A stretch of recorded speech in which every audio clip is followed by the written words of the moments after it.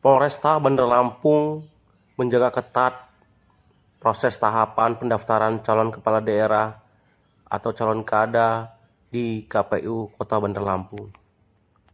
Berdasarkan keterangan dari Kasih Humas Polresta Bandar Lampung, AKP Agustina Nilawati, ia mengatakan bahwasannya pada tahapan pendaftaran hari ini itu polisi yang dilibatkan sebanyak 103 orang, yang mana ratusan orang tersebut diterjunkan dalam pengamanan tahapan pendaftaran calon kepala daerah di Kota Bandar Lampung.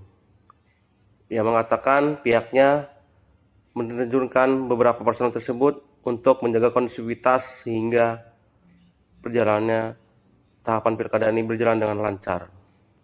Polisi mengimbau kepada masyarakat yang terlibat dalam pendaftaran untuk tetap menjaga ketertiban dan mematuhi aturan yang berlaku.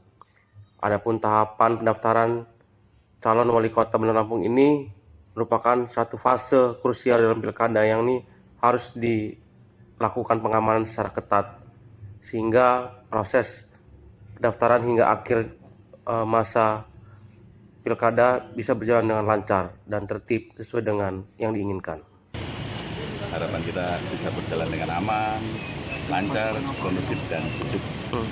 Tentu ini bukan hanya dibutuhkan peran dari aparatur keamanan saja, tetapi lebih kepada dukungan dari semua pihak.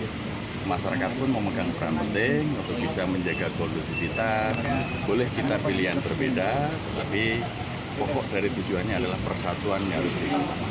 Karena bagaimanapun juga setiap calon kepala daerah tentu beliau-beliau ingin memajukan semua daerahnya. Tidak ada yang ingin membuat terbelakangkan. Jadi semua niatnya mulia, tentu pilihannya boleh beda. Tapi persatuan harus kita jaga, kondusivitas harus kita kedepankan.